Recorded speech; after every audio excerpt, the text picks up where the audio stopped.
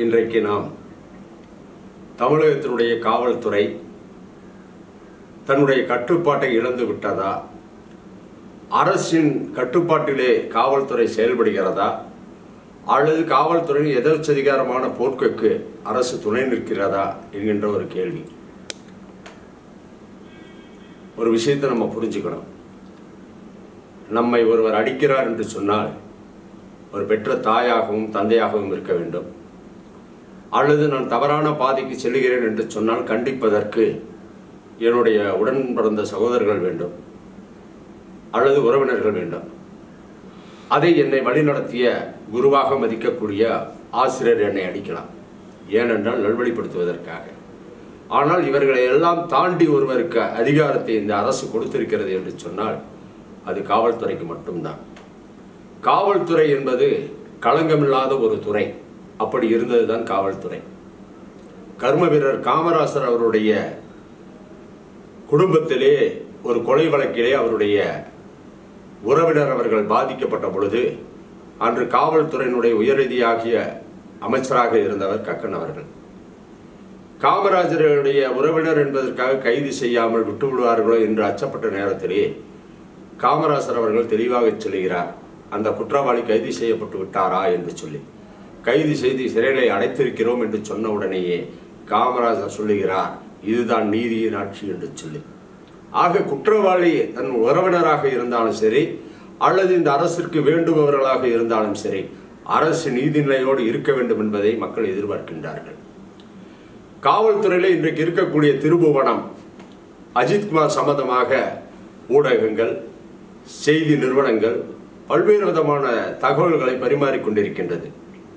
ஒரு சம்பவம் நடந்த உடனேயே அதில் ஆராய்ச்சி செல்வதாக சொல்லிக்கொண்டு ஒரு புறத்திலே காவல்துறையையும் ஒரு புறத்திலே அரசையும் குறை சொல்வதற்கு ஒரு ஊடகங்கள் இருந்தாலும் கூட செய்திருக்கக்கூடிய காரியம் நியாயமற்றது என்பதனை தமிழக முதல்வர் உணர்ந்த காரணத்தினாலோ என்னவோ அவர் நேரடியாக அந்த அம்மையாரை அழைத்து, அவருடைய தாயாரை அழைத்து மன்னிக்கின்றேன், மன்னித்து விடுங்கள் என்று சொல்லுகிறார் என்று சொன்னால், ஒரு முதல்வருடைய ஆட்சியிலே தன்னுடைய அதிகாரத்தை மீறி ஒரு சம்பவம் நடக்கின்ற பொழுது முதலமைச்சரே தலைகுனிவுக்கு காரணமாகிறார் என்று சொன்னால் இதனுடைய பின்புலம் என்ன? இந்த நிகிதா என்கின்ற பெண்மணியை பற்றி பல்வேறு ஊடகங்கள் ஒரு விஷயத்தை பதிவு செய்திருந்தாலும் கூட திருமாறன் என்கின்ற அவருடைய முன்னாள் கணவர் அவர்கள் பேட்டியிலே சொல்லுகின்ற பொழுது தன்னுடைய முதல் இரவிலே கூட என்னை ஒரு வரதட்சணை கொடுமை கேட்டு நான் அணிந்திருக்கக்கூடிய ஆடைகளை அவிழ்த்துவிட்டு வெளியே ஓடியவள் என்கின்ற அளவிற்கு, வசைபாடுகின்ற அளவிற்கு அவளுடைய வாழ்க்கை நாகரிகம் இருந்திருக்கின்றது. ஆகவே நிகிதா போன்றவர்கள் ஒரு பெண்மணி கொடுத்த புகாரின் அடிப்படையில் நீதி வேண்டும் என்று சொன்னால், இன்றைக்கு இந்த சட்டத்தை தவறாக பயன்படுத்தக்கூடிய ஏழைய பெண்கள் அந்த மாண்பை பயன்படுத்தி கொண்டிருக்கின்றார்கள். குற்றம் செய்பவர்களை விட குற்றத்தை தூண்டுபவர்களுடைய நிலைமை இன்றைக்கு சரிவர இல்லை.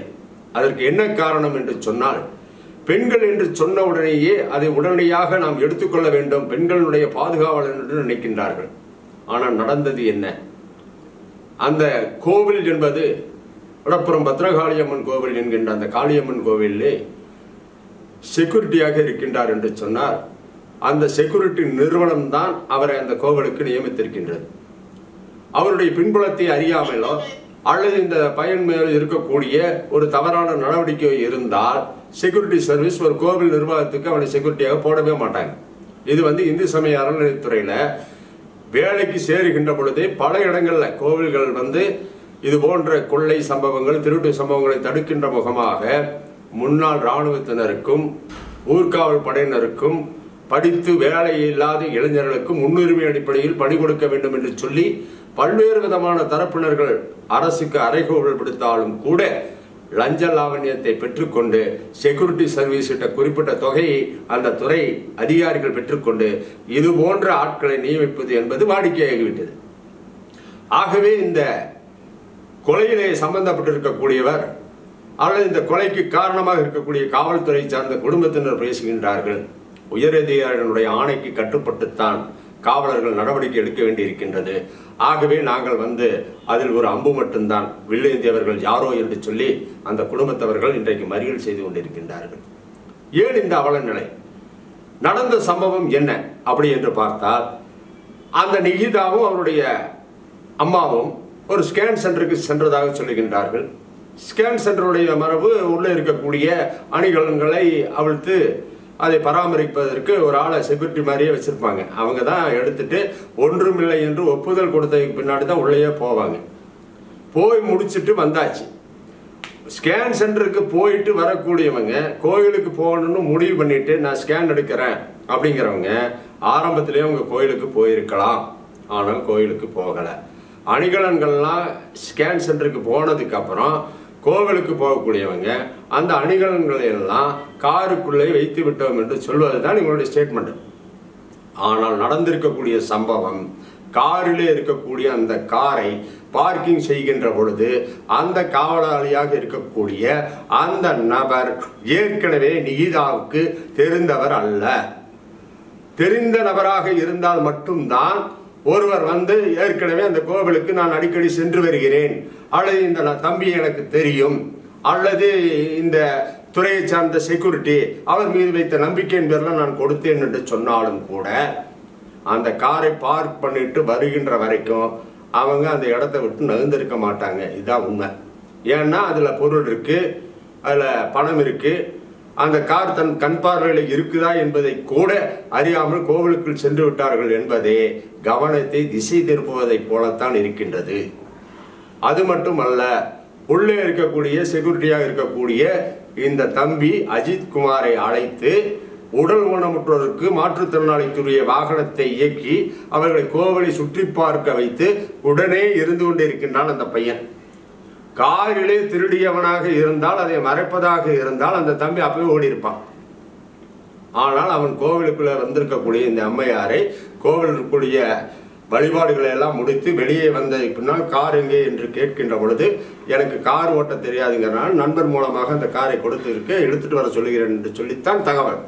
அப்படி இருக்கின்ற பொழுது அந்த காவலாளியிடம் விசாரிக்கக்கூடிய அதிகாரிகள் இந்து சமய அறநிலையத்துறையினுடைய ஈஓ அலுவலகம் அங்கேயே இருக்கின்ற பொழுது ஈஓ அலுவலகத்தினுடைய அனுமதி இல்லாமல் அந்த அரசு துறையில் இருக்கக்கூடிய ஒரு பணியாளரை கைது செய்வதற்கு காவல்துறைக்கு முகாந்திரம் கிடையாது.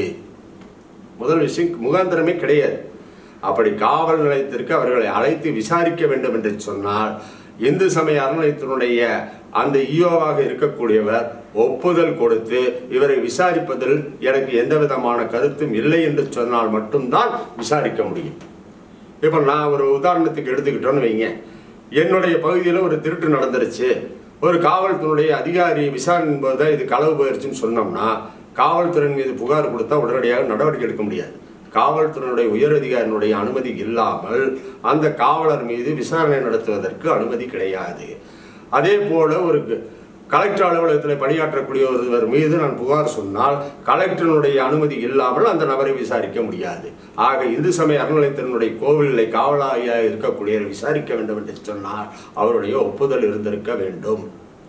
அந்த ஒப்புதல் பெறப்படவில்லை என்பது மட்டுமல்ல, அவரிடத்தில் எந்த விதமான புகாரும் பெறாமல் அவர்களே இவர்களை அழைத்து ஸ்டேஷன்ல விட்டதான் சொல்றாங்க.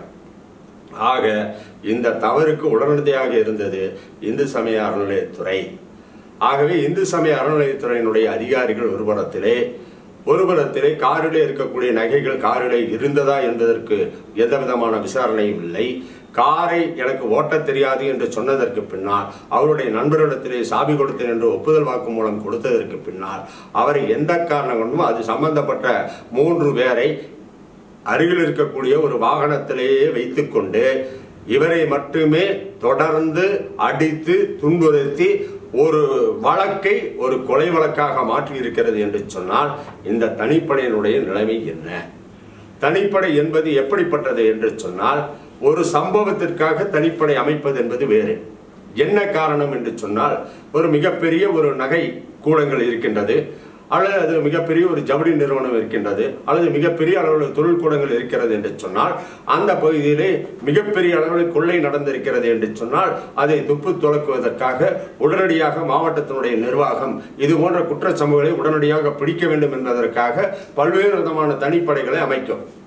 ஆனால் ஒரு பகுதியில் இருக்கக்கூடிய கோவிலுக்கு வந்திருக்கக்கூடிய அந்த பெண்மணி கொடுத்திருக்கக்கூடிய ஒரு புகாரிலே ஒரு 10 பவுன் தங்க நகை காணவில்லை என்று சொல்வதற்கு உடனடியாக அந்த காவல் நிலையத்தில் இருந்து தனிப்படை அமைக்க வேண்டிய அவசியமே இல்லை. அந்த பகுதியினுடைய குற்றப்பிரிவு காவலர்களை இவர்களை விசாரணைக்கு எடுத்து விசாரித்து உண்மை கண்டறிவதற்கு 1000 வழிகள் இருக்கின்ற பொழுது தனிப்படையை மானாமதுரையில இருந்து அழைத்து உடனடியாக இதை இன்சார்ஜ் எடுத்து அதை விசாரிக்கின்ற பொழுது டிஐஜி அவர்களுக்கோ எஸ்பி அவர்களுக்கோ இந்த அறிவிப்பிலே உத்தரவிலே சம்பந்தம் இல்லை, எங்களுக்கு இது தெரியாது என்று சொன்னால் அடுத்தது யாரை சந்தேகிப்பது? தமிழகத்தினுடைய உள்துறை செயலாளருடைய அனுமதி இல்லாமல் அல்லது செக்ரட்டரியேட் தலைமைச் செயலகத்தினுடைய பின்புலம் இல்லாமல் ஒரு துறை இயங்கவே முடியாது தமிழ்நாட்டில். எனக்கு தலைமைச் செயலகத்தில் ஆள் இருக்கு, நான் முன்னாள் கலெக்டராக இருந்தவங்க, நான் முன்னாள் காவல்துறையினுடைய அதிகாரியாக இருந்தவங்க, எனக்கு அரசியலில் முன்னாள் எம்எல்ஏவாக இருந்திருக்கேன், அல்லது அரசு துறை சம்பந்தப்பட்ட பணிகளில் நான் இருந்திருக்கேன்னு சொன்னால் அந்த நம்பிக்கை பெற்ற ஒருவர் மட்டும்தான் இது போன்ற செயல்களுக்கு உத்தரவிட முடியுமே அன்றி தனிநபர்களால் இந்த உத்தரவுகள் பிறப்பிக்க முடியாது என்பதால் தனி குழுவை அமைத்து இந்த காட்டுமிராண்டித்தனமான செயல்களை செய்வதற்கு உடந்தையாக இருந்திருக்கக்கூடிய தலைமை நிலையத்தினுடைய, அதாவது உள்துறை செயலாளராக இருந்தாலும் சரி, உள்துறை கட்டமைப்பில் இருக்கக்கூடிய அதிகாரிகளாக இருந்தாலும் சரி, அமைச்சர்களுக்கு துணை போகக்கூடிய பிஏக்களாக இருந்தாலும் சரி, இந்த பாதுகாப்பு வளையத்திலே, இந்த விசாரணை வளையத்திலே நிச்சயம் வர வேண்டும் என்பதுதான் கேள்விக்குறி. ஏனென்று சொன்னால் இது போன்ற காவல்துறை மரணங்கள் என்பது இன்றைக்கு நேற்றைக்கல்ல. காவல்துறையை சார்ந்தவர்களுக்கே பல இடங்களிலே பாதுகாப்பு கிடையாது.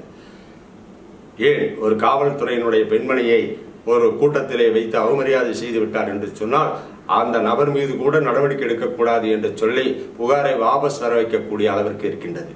காவல்துறையிலே பணியாற்றக்கூடிய பல்வேறு விதமான காவலர்களுடைய மனைவிகள் செய்வதறியாது தற்கொலை செய்து கொண்ட சம்பவங்கள் தமிழகத்திலே அதிகம். காரணம், எல்லா இடங்களிலுமே சொல்லக்கூடிய ஒரே விஷயம், காவல்துறையிற்கு பணிச்சுமை அதிகம் என்று சொல்லுகின்றார்கள். உண்மையிலேயே காவல்துறை பணிச்சுமை அதிகம்தான். அதிலும் பெண் காவலருடைய நிலைமை மிகவும் மோசமான ஒரு சூழ்நிலை. காரணம் என்ன என்று சொன்னால், நான் அருகில் இருக்கக்கூடிய ஒரு பகுதியை சார்ந்தவனாக இருந்தாலும் கூட காவல் சமூகத்தில் இருக்கக்கூடிய ஒரு பெண்மணி போக்குவரத்து காவலராக இருக்கின்றார்கள். அவர்கள் தன்னுடைய உபாதையை கழிப்பதற்கு கூட ஒரு சரியான கட்டமைப்பு கோயம்புத்தூர்ல கிடையாது. ஏன் இதை சொல்றேன்னா, ஒரு ஆண்கள் கூட ஏதாவது ஒரு பகுதியில் ஒரு உபாதையை தீர்த்து கொள்வதற்கு ஒரு சந்தை தேடி போடியில்லை.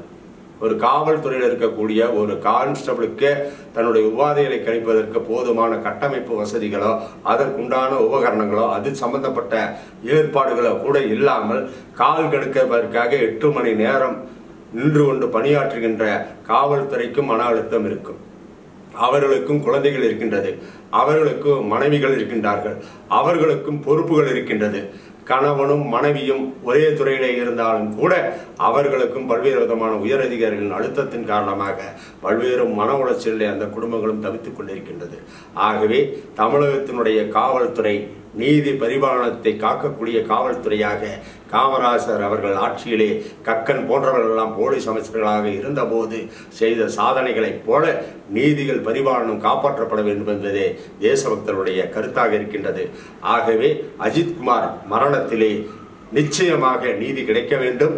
சாத்தான்குளத்திலே வியாபாரிகள் பாதிக்கப்பட்ட பொழுது எப்படி துடித்துவிட்டு எழுந்து ஸ்டாலின் அவர்கள் வீதிக்கு வந்து போராடிய போது அதற்கு நீதி வேண்டும் என்று சொன்னாரே, அதே ஆட்சியிலே இப்படிப்பட்ட அவலங்கள் நினைந்து கொண்டு இருக்கின்ற பொழுது அதற்கும் நீதி பெறுவதற்கு இந்த ஸ்டாலின் முனைப்பு காட்ட வேண்டும்.